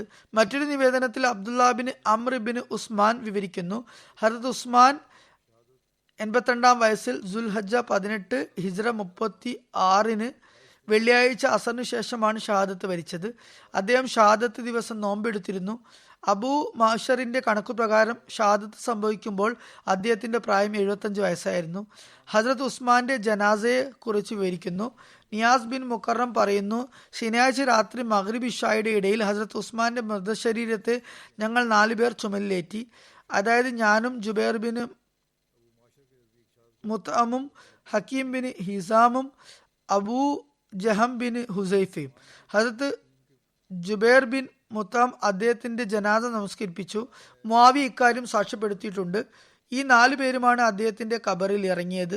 ഒരു നിവേദന പ്രകാരം ഹസ്രത്ത് ജുബൈർ ബിൻ മുത്താം 16 പേരോടൊപ്പം ഹസ്രത്ത് ഉസ്മാന്റെ ജനാസ നമസ്കരിപ്പിച്ചു എന്ന് വന്നിട്ടുണ്ട്.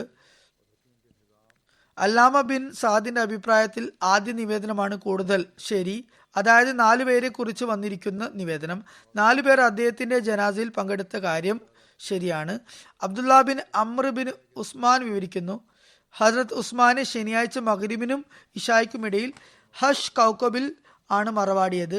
റബീ ബിൻ മാലിക് തന്റെ പിതാവിൽ നിന്നും നിവേദനം ചെയ്യുന്നു, ജനങ്ങളുടെ വലിയ ആഗ്രഹമായിരുന്നു തങ്ങളുടെ പരേതരെ ഹഷ് കൗക്കബിൽ മറവാടുക എന്നത്. ഹഷ് എന്നത് ചെറിയ തോട്ടത്തെയാണ് പറയുന്നത്. കൗക്കബ് എന്നത് ഒരു അൻസാരിയുടെ പേരാണ്. അയാളുടെ തോട്ടമായിരുന്നു അത്. ജന്നത്തുൽ ബഖീന് വളരെ സമീപസ്ഥമായ ഒരു സ്ഥലമായിരുന്നു അത്. ഹസ്രത്ത് ഉസ്മാൻ ബിൻ അഫ്ഫാൻ പറയുമായിരുന്നു, അടുത്തു തന്നെ ഒരു സുഹൃതവാൻ മരണപ്പെടുകയും അദ്ദേഹത്തെ ഇവിടെ, അതായത് ഹഷ് കൗക്കബിൽ മറവാടുകയും ചെയ്യുന്നതാണ്. ജനങ്ങൾ അദ്ദേഹത്തെ പിന്തുടരുന്നതാണ്. മാലിക് ബിൻ അബു ആമിർ നിവേദനം ചെയ്യുന്നു, അവിടെ ഏറ്റവും ആദ്യം മറവാടപ്പെട്ട വ്യക്തി ഹസ്രത്ത് ഉസ്മാൻ ആണ്. ഹസ്രത്ത് ഉസ്മാന്റെ മറവാടലിനെ കുറിച്ച് ഇപ്രകാരം ഒരു നിവേദനം ലഭിക്കുന്നു, കലാപകാരികൾ 3 നാളുകളോളം അദ്ദേഹത്തിന്റെ ജനാസ എടുക്കാൻ അനുവദിച്ചില്ല. താരിഖ് തബരിയിൽ വന്നിരിക്കുന്നു. അബു ബുഷേർ ആബിദിയിൽ നിന്ന് നിവേദനം, ഹസ്രത്ത് ഉസ്മാന്റെ മൃതദേഹം 3 നാളുകൾ വരെ കഫൻ ധരിപ്പിക്കാതെയും മറവാടപ്പെടാതെയും കിടന്നു. അദ്ദേഹത്തെ മറവാടാൻ അനുവദിച്ചിരുന്നില്ല. തുടർന്ന് ഹസ്രത്ത് ഹക്കീം ബിൻ ഹിസാമും ഹസ്രത്ത് ജുബൈർ ബിൻ മുത്അമും ഹസ്രത്ത് അലിയോട് ഹസ്രത്ത് ഉസ്മാനെ മറവാടുന്നത് സംബന്ധിച്ച് സംസാരിക്കുകയുണ്ടായി. ഹസ്രത്ത് ഉസ്മാന്റെ കുടുംബത്തോടെ അദ്ദേഹത്തെ മറവാടാൻ അനുവാദം തേടാൻ അവർ അപേക്ഷിച്ചു. ഹസ്രത്ത് അലി അപ്രകാരം ചെയ്തു. അവർ ഹസ്രത്ത് അലിക്ക് അനുമതി നൽകി. കലാപകാരികൾ ഇക്കാര്യം അറിഞ്ഞപ്പോൾ കല്ലുകളുമായി വഴിയിൽ കാത്തിരുന്നു. ഹസ്രത്ത് ഉസ്മാന്റെ ജനാസയോടൊപ്പം അദ്ദേഹത്തിന്റെ കുടുംബത്തിലെ ചിലരും പുറത്തേക്ക് വന്നു. അവർ മദീനയിലെ ഹഷ് കൗക്കബ് എന്ന ഭാഗത്തേക്കാണ് പോകാൻ ഉദ്ദേശിച്ചത്. ജൂതന്മാർ അവിടെ മൃതദേഹങ്ങൾ മറവാടുമായിരുന്നു. ഹസ്രത്ത് ഉസ്മാന്റെ ജനാസ പുറത്തു വന്നപ്പോൾ അക്കൂട്ടർ അദ്ദേഹത്തിനെ കിടത്തിയ മരണക്കട്ടിലിൽ കല്ലെറിഞ്ഞ് അദ്ദേഹത്തെ വീഴ്ത്താൻ ശ്രമിച്ചു. ഇക്കാര്യം ഹസ്രത്ത് അലി അറിയാനിടയായപ്പോൾ അദ്ദേഹം അവരോട് അതിൽ നിന്നും വിട്ടുനിൽക്കണമെന്ന് സന്ദേശം അയച്ചു. അപ്പോൾ അവർ അതിൽ നിന്നും വിട്ടുനിന്നു. അങ്ങനെ ജനാസ പുറപ്പെടുകയും ഹസ്രത്ത് ഉസ്മാൻ ഹഷ് കൗക്കബിൽ മറവാടപ്പെടുകയും ചെയ്തു. അമീർ മുആവിയയ്ക്ക് വിജയം ലഭിച്ചപ്പോൾ അദ്ദേഹം ആ ഭാഗത്തുള്ള ചുറ്റുമതിൽ പൊളിച്ച് ജന്നത്തുൽ ബക്കിയുമായി അതിനെ ലയിപ്പിക്കാൻ കൽപ്പന നൽകി. അദ്ദേഹം ജനങ്ങളോട് തങ്ങളുടെ പരേതരെ ഹസ്രത്ത് ഉസ്മാന്റെ ഖബറിനടുത്തായി മറവാടാനും അങ്ങനെ ആ ഭാഗം മുസ്ലിങ്ങളുടെ ഖബറുകളോട് ചേർക്കാനും കൽപ്പന നൽകി. ചില ചരിത്ര ഗ്രന്ഥങ്ങളിൽ ഇപ്രകാരവും വന്നിരിക്കുന്നു, ഈ സ്ഥലത്തെ ഹസ്രത്ത് ഉസ്മാൻ സ്വയം തന്നെ വിലക്ക് വാങ്ങി ജന്നത്തുൽ ബക്കിയുമായി ചേർത്തതാണ്. എന്തായാലും ഇനിയും കുറച്ച് കാര്യങ്ങൾ വിവരിക്കാനുണ്ട്. അല്പം ബാക്കി വന്നത് ഇൻഷാ അല്ലാഹ് പിന്നീട് കേൾപ്പിക്കുന്നതായിരിക്കും. ഇന്ന് ചില ജനാസകളും ഞാൻ നമസ്കരിപ്പിക്കുന്നതാണ്, പരേതരെ കുറിച്ച് അനുസ്മരിക്കുന്നതാണ്.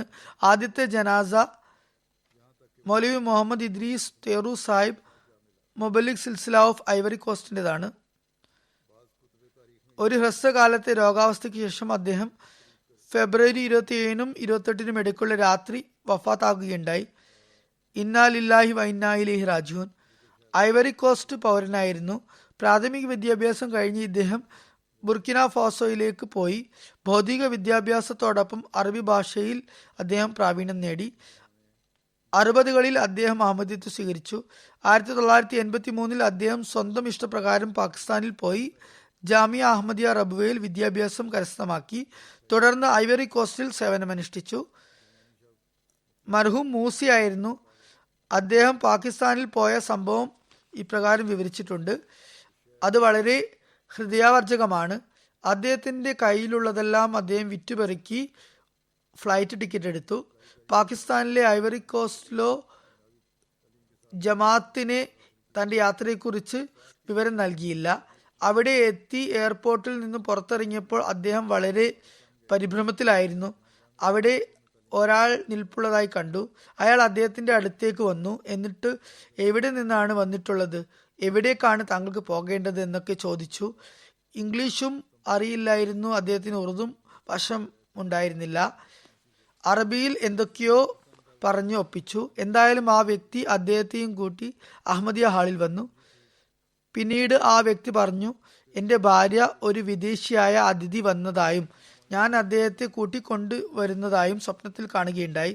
അതുകൊണ്ടാണ് ഞാൻ എയർപോർട്ടിൽ പോയത്. അവിടെ താങ്കൾ മാത്രമാണ് ഒരു വിദേശി വന്നിറങ്ങിയത്. വളരെ പരിഭ്രമിച്ച് പുറത്തു നിൽക്കുന്നതായി താങ്കളെ ഞാൻ കണ്ടു. അപ്പോൾ ഞാൻ കരുതി എൻ്റെ ഭാര്യ സ്വപ്നത്തിൽ കണ്ട അതിഥി താങ്കൾ തന്നെയാണ്. അങ്ങനെ അള്ളാഹു അദ്ദേഹത്തിന് വേണ്ടി അപ്രകാരം ഒരു സംവിധാനം ഒരുക്കി. അദ്ദേഹം ഈ സംഭവം എല്ലാവരെയും കേൾപ്പിക്കുമായിരുന്നു. എന്നിട്ട് പറയുമായിരുന്നു, ഞാൻ ആ യാത്രയിലുടനീളം ദുആ ചെയ്തുകൊണ്ടിരുന്നു. അങ്ങനെ ദുആയുടെ അത്ഭുത ദൃഷ്ടാന്തമായാണ് അത് സംഭവിച്ചത്. അള്ളാഹു എനിക്ക് വേണ്ടി ഒരു ഏർപ്പാടുണ്ടാക്കി. കറാച്ചിയിലുള്ള ഒരു അഹമ്മദിയുടെ ഭാര്യയ്ക്ക് എൻ്റെ യാത്രയുടെ തലേന്ന് രാത്രി സ്വപ്നത്തിൽ ഞാൻ വരുന്നതായി കാണിച്ചു. അങ്ങനെ അദ്ദേഹം അഹമ്മദിയ ഹാളിൽ എത്തിയ ശേഷം പിന്നീട് റബുവിലേക്ക് പോകുകയുണ്ടായി. അദ്ദേഹം വളരെ സൽപ്രകൃതനും വളരെയധികം ദുആ ചെയ്യുന്ന വ്യക്തിയുമായിരുന്നു. Qayyum Pasha Sahib missionary in charge Ivory Coast പറയുന്നു, ബുർക്കിന ഫാസോയിലും ഞങ്ങൾക്ക് 3 വർഷം ഒരുമിച്ച് സേവനമനുഷ്ഠിക്കാനായി. പിന്നെ ഐവറി കോസ്റ്റിലും ഒരുമിച്ച് ജോലി ചെയ്യാനുള്ള അവസരം ലഭിച്ചു. ജമാഅത്തിനോടും മസീഹ് മൗഊദ് അലി ഇസ്ലാമിനോടും വളരെയധികം സ്നേഹമുള്ള വ്യക്തിയും ത്യാഗസന്നദ്ധനുമായിരുന്നു അദ്ദേഹം. ആരാധനകളിൽ മുഴുകുന്ന വ്യക്തിയായിരുന്നു. ദാനശീലനായിരുന്നു. ജനങ്ങൾക്ക് ഒരുപാട് സഹായങ്ങൾ ചെയ്തിരുന്നു. കുട്ടികളെ സ്വന്തം വീട്ടിൽ താമസിപ്പിച്ച് അവരുടെ വിദ്യാഭ്യാസ കാര്യങ്ങളും മറ്റു ചെലവുകളും നടത്തിയിരുന്നു. ദീനിന്റെ പ്രചാരണത്തിന് എപ്പോഴും അദ്ദേഹം മുൻപന്തിയിലായിരുന്നു. അതിഥി സൽക്കാരം അദ്ദേഹത്തിന്റെ വലിയ സവിശേഷതയായിരുന്നു. അത് പ്രശസ്തവുമായിരുന്നു. തബ്ലീഗ് ചെയ്യുന്ന രീതിയും വളരെ ഉത്തമമായിരുന്നു. അദ്ദേഹത്തിന് നല്ല അറിവുമായിരുന്നു. ജനങ്ങൾക്ക് അദ്ദേഹത്തിന്റെ അവതരണ ശൈലി ഇഷ്ടമായിരുന്നു. തബ്ലീഗിനായി അദ്ദേഹം ഇരിക്കുമ്പോൾ ആളുകൾ അദ്ദേഹത്തിന് ചുറ്റും കൂടുമായിരുന്നു. തഹജ്ജുദ് അദ്ദേഹത്തിന് നിത്യശീലമായിരുന്നു.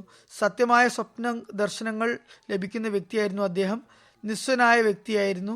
സിദ്ദീഖ് ജയാലു സാഹിബ് മൗലവി ഐവറി കോസ്റ്റ് പറയുന്നു, മൗലവി ഇദ്രീസ് തേറു സാഹിബ് ജമാഅത്തിന്റെയും ഖിലാഫത്തിന്റെയും അടങ്ങാത്ത ആവേശമുള്ള ഉന്മാദിയായിരുന്നു. എപ്പോഴും ജമാഅത്തിന് വേണ്ടി ത്യാഗം ചെയ്യാൻ അദ്ദേഹം തയ്യാറായിരുന്നു. പറയുന്നു, ഐവറി കോസ്റ്റിൽ അദ്ദേഹത്തെക്കാൾ അധികം ജമാഅത്തിനെ സ്നേഹിക്കുന്ന ഒരാളെയും ഞാൻ കണ്ടിട്ടില്ല. അദ്ദേഹത്തോട് താങ്കളുടെ നാഷണാലിറ്റി എന്താണ്, താങ്കൾ ഏത് പൗരനാണ് എന്ന് ചോദിച്ചാൽ പറയുമായിരുന്നു, ഞാൻ ആഫ്രിക്കനുമല്ല യൂറോപ്യനുമല്ല, എനിക്ക് വേറൊരു പൗരത്വവുമില്ല. എൻ്റെ ഐഡന്റിറ്റി എന്നത് അഹമ്മദിയത്താണ്. ഐവറി കോസ്റ്റിലെ ആദ്യകാല അഹമ്മദിയായിരുന്നു അദ്ദേഹം. മുബല്ലിഗ് ഐവറി കോസ്റ്റ് ആയ ബാസിദ് സാഹിബ് എഴുതുന്നു, എപ്പോഴും ഖിലാഫത്തുമായി ബന്ധം വെച്ചു പുലർത്താൻ ഉപദേശിക്കുന്ന വ്യക്തിയായിരുന്നു. തനിക്ക് ലഭിച്ച അനുഗ്രഹങ്ങളെല്ലാം ഖിലാഫത്ത് നിമിത്തമാണെന്ന് അദ്ദേഹം പറയുമായിരുന്നു. അറിവിന്റെ അടിസ്ഥാനത്തിലും ഉന്നത നിലവാരമുള്ള വ്യക്തിയായിരുന്നു അദ്ദേഹം. ജോലോ ജോൻ അദ്ദേഹത്തിന്റെ മാതൃഭാഷയായിരുന്നു. അതുകൂടാതെ ഫ്രഞ്ച്, അറബി, ഉറുദു എന്നിവയിലും അദ്ദേഹത്തിന് നല്ല പ്രാവീണ്യമായിരുന്നു. ഗദ്യവിജ്ഞാനീയത്തിൽ അദ്ദേഹത്തിന് പ്രാഗൽഭ്യമുണ്ടായിരുന്നു. നല്ല സംവാദകനായിരുന്നു. വഹാബി പണ്ഡിതന്മാരുമായി അദ്ദേഹം സംവാദങ്ങൾ നടത്തിയിരുന്നു. സാൻ പേദ്രോവിലുണ്ടായ ഒരു സംവാദത്തെക്കുറിച്ച് ഒരു അഹമ്മദി സഹോദരനായ ഭായി അബ്ദുള്ള സാഹിബ് ഒരു സംഭവം വിവരിക്കുന്നുണ്ട്. അദ്ദേഹം വഹാബികളുടെ പള്ളിയിലെത്തി ഖുറാനിൽ നിന്നും മാത്രമേ തെളിവുകൾ ഉദ്ധരിക്കാവൂ എന്ന് ഒരു നിബന്ധനയും വെച്ചു. രാവിലെ 8 മണി മുതൽ വൈകിട്ട് 6 മണി വരെ തുടർച്ചയായി ആ സംവാദം നടന്നു. നമസ്കാരത്തിന് മാത്രമായിരുന്നു ഇടവേള ഉണ്ടായിരുന്നത്. ആ സന്ദർഭത്തിൽ എതിർപക്ഷത്തെ മൗലവിക്ക് ഇദ്ദേഹം നൽകിയ വാദങ്ങളെ ഖണ്ഡിക്കാനോ മറുപടി നൽകാനോ സാധിച്ചില്ല. അയാൾ തന്റെ പരാജയം സമ്മതിക്കുകയും അഹമ്മദിയത്തിന് ആ സംവാദത്തിൽ വിജയം ലഭിക്കുകയും ചെയ്തു. തുടർന്ന് എഴുതുന്നു, അദ്ദേഹം ഒരു ലൈബ്രറി ആയിരുന്നു. തബ്ലീഗ് രംഗത്ത് അദ്ദേഹത്തിന് റെഫറൻസുകൾ മനഃപ്പാടമായിരുന്നു. അറബി, ഫ്രഞ്ച്, ഉറുദു ഏതു ഭാഷയിലും ഉടനടി റെഫറൻസുകൾ അദ്ദേഹം കേൾപ്പിക്കുമായിരുന്നു. എപ്പോഴും ദുആയെ തന്റെ ആയുധമാക്കി വച്ചിരുന്നു. എല്ലാവരോടും ദുആ ചെയ്യാൻ അദ്ദേഹം ഉപദേശിക്കുമായിരുന്നു. അദ്ദേഹത്തിന് 4 പെൺകുട്ടികളും 1 മകനുമാണുള്ളത്. അള്ളാഹു അവരെയും ജമാഅത്തിന്റെ വ്യവസ്ഥിതിയിൽ ബന്ധം വയ്ക്കുന്നതിൽ ആക്റ്റീവ് ആക്കട്ടെ. അവരുടെ ഇഷ്ടപ്രകാരം അവരെ ജമാഅത്ത് വ്യവസ്ഥയിൽ ഭാഗമാക്കുമാറാക്കട്ടെ.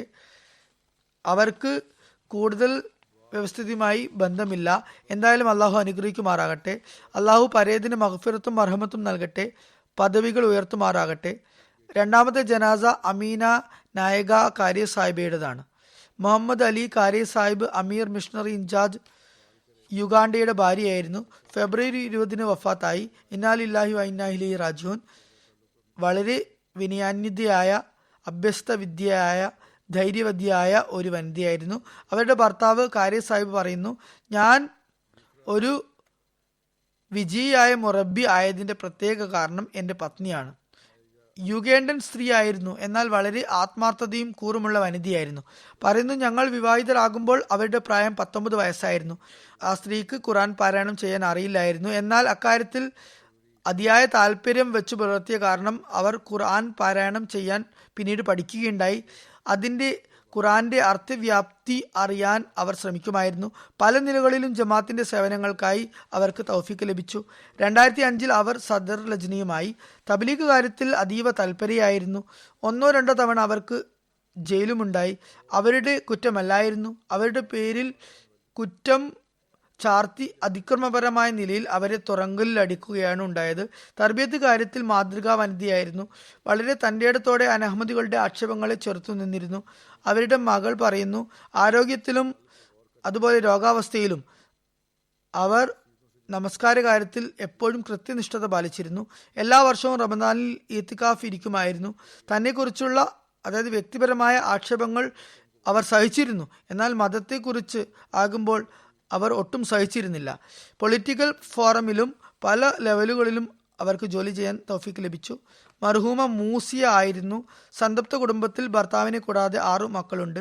2 പേർ മിഷണറിമാരാണ്. അടുത്ത ജനാസ ബഹുമാനപ്പെട്ട നൌഹി കസക് സാഹിബ് ഓഫ് സിറിയയുടേതാണ്. 48-ാമത്തെ വയസ്സിൽ ഡിസംബർ 10-നാണ് അദ്ദേഹം വഫാത്തായത്.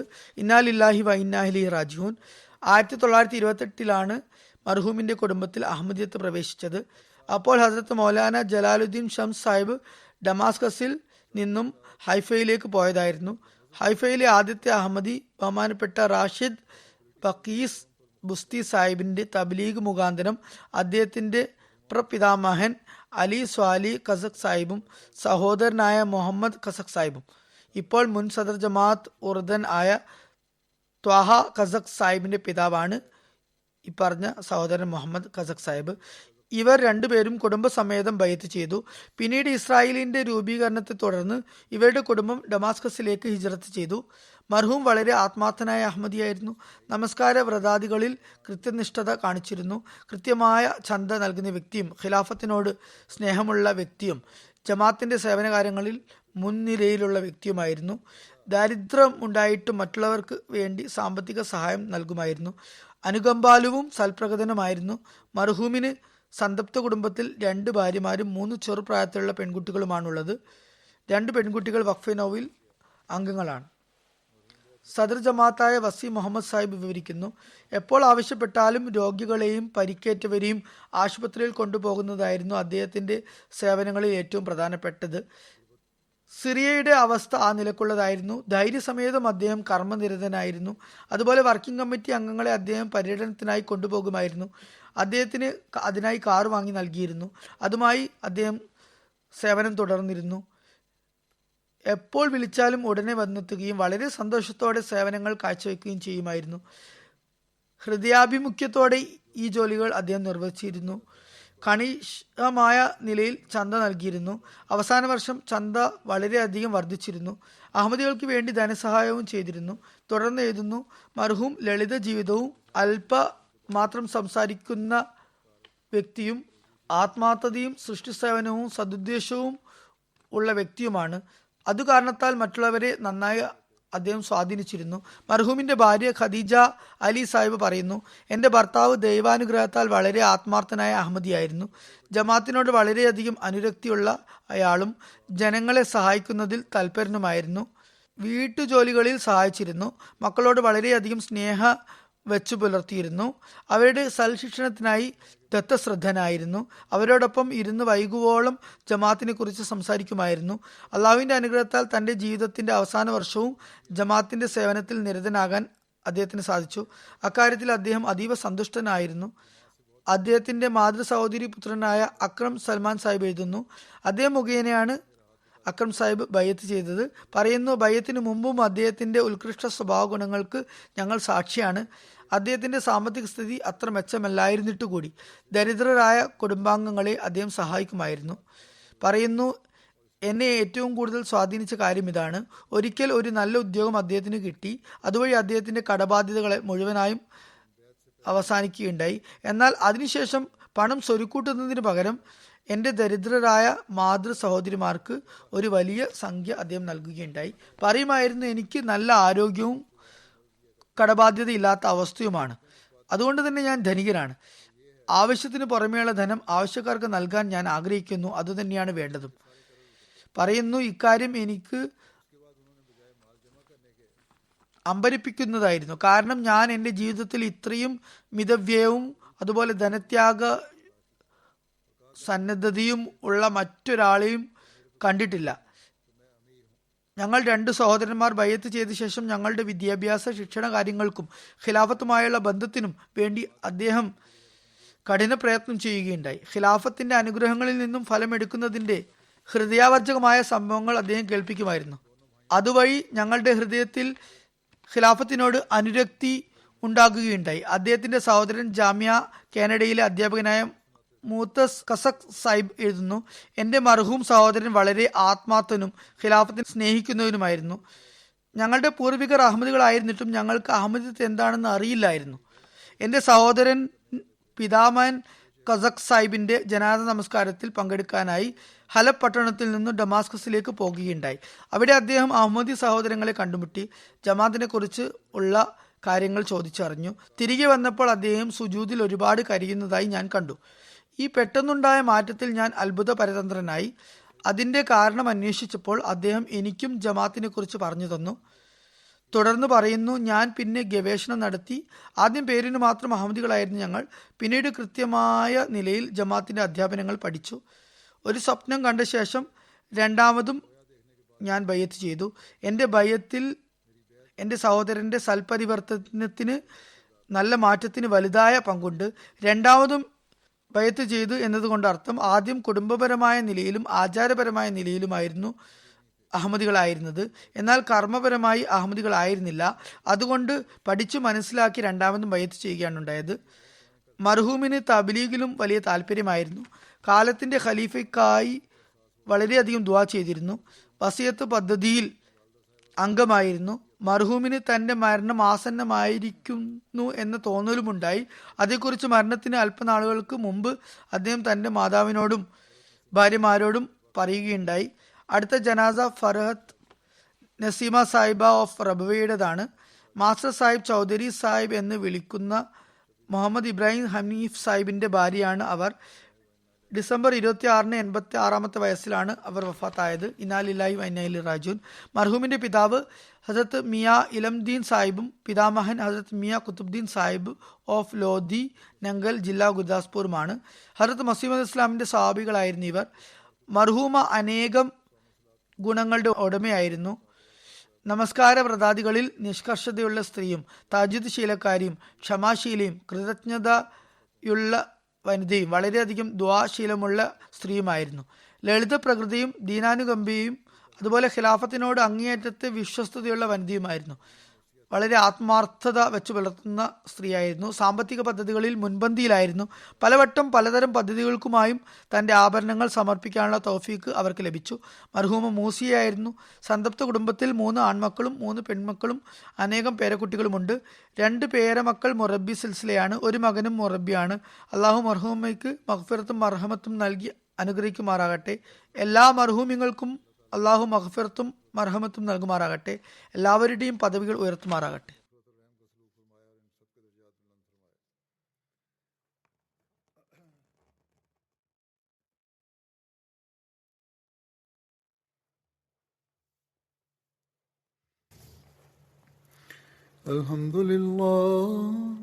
അൽഹംദുലില്ലാഹി നഹ്മദുഹു വനസ്തഈനുഹു വനസ്തഗ്ഫിറുഹു ونؤمن به ونتوكل عليه ونعوذ بالله من شرور أنفسنا ومن سيئات أعمالنا من يهده الله فلا مضل له ومن يضلل فلا هادي له ونشهد أن لا إله إلا الله ونشهد أن محمدا عبده ورسوله عباد الله رحمكم الله الله يأمر بالعدل والإحسان وإيتاء ذي القربى